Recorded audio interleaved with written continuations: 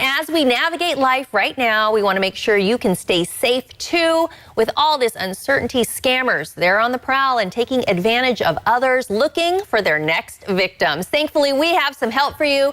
Technology expert Burton Kelso joins us now to give us the heads up on the scams we need to be aware of. Welcome to the show, Burton. Hey, Aubrey, how are you doing this morning? All right, so many people right now are focused on staying healthy. They're worried about, any medical issues because of COVID-19. Are you seeing medical scams out there? Yes. Medical scams usually come in the form of an email, text, or a phone call saying that a loved one is in the hospital with COVID-19. So when you get these messages, the scammer will actually ask for money in order for you to allow the family member to get treatment. So obviously, if there's any payment issues at the hospital, they'll be taken care of. You won't get a call saying that a loved one needs payment in order to get treated for COVID-19. Right, so you're not going to get a phone call from a legitimate hospital asking you to pay something over the phone. No, the only phone call you would get is just saying that your loved one is in the hospital and that you probably should come see them. Right. That is good to know. Apps, that's another platform scammers are using. How are they using apps to take over our phones? Well, with COVID-19, people want to keep track of where there's outbreaks, so app developers, especially scammers, will create fake apps that will ask for money or that will ask for personal details in order for you to get information about COVID-19. So you really need to make sure you be careful which apps you download. The only ones you want to use are from the CDC and from the World Health Organization. Any other apps that you see out there that tout to let you know where outbreaks are occurring, you want to ignore those, and of course, never give out any personal information with the phone app. Right, and I'm noticing a pattern. They're asking you for money, whether it be by phone or over the app, so that's probably a little red flag people should know about. How do you check if the app is approved by Apple or Android? Well, the best thing to do as far as the app is concerned is to look at the reviews, because Apple and Android normally do a good job of scanning the App Store to make sure there's no malicious apps there. But always check the reviews just to make sure that people haven't reported that they've gotten scammed from the app that they've downloaded.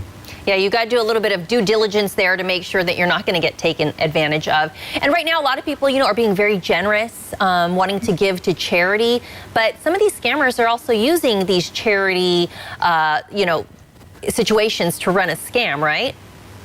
That's right. Any crisis, you're going to see charities pop up. Some of them are legitimate, some of them are fake. So when you see a charity cause either from a company or from an individual, you always want to do your research to make sure that it's coming from a legitimate source. And these scams, all they're after is money. So you don't have to worry about personal details being leaked. But at the same time, do your research and make sure that you check it out before you donate. Yeah, I tend to be very skeptical myself, so I hear your advice to really, see where this is coming from. A big thing right now, because a lot of us are just at home, is online shopping. Very, very popular. It's been popular, but especially right now. How are scammers using that to their advantage? Well, this comes in a variety of different ways. You can have fake merchants pop up on Amazon selling products that you may or may not get. They get your money, you may get your product. Sometimes they will ship you the product, but then they'll claim that they owe you a refund, and they'll get your credit card details and, of course, steal money out of your credit card accounts. But any online retail shops that pop up, you want to make sure you do your research to make sure they're coming from a legitimate source. But it always pays to stick with your mainstream retailers, whether it be brick and mortar or online stores. Yeah, good advice. What are some of the things that these scammers that they're trying to sell online? It could be anything. I know an individual who got scammed for buying a battery pack for their Dell computer. They bought the product, they got it, and then next thing you know, the company called and said, hey, we made a mistake. We need to refund you some money. So the guy gave everything, credit card, driver's license, so his identity was definitely at risk. Oh man, that's not a good thing. I know I'm always on high alert. Like, what email is this coming from, and who's asking these questions? So finally, explain the sextortion scams that are circling the internet right now, and how can consumers protect themselves from falling victim to that scam or any of the other scams? Well, sextortion scams come in the form of an email that has your password as the subject.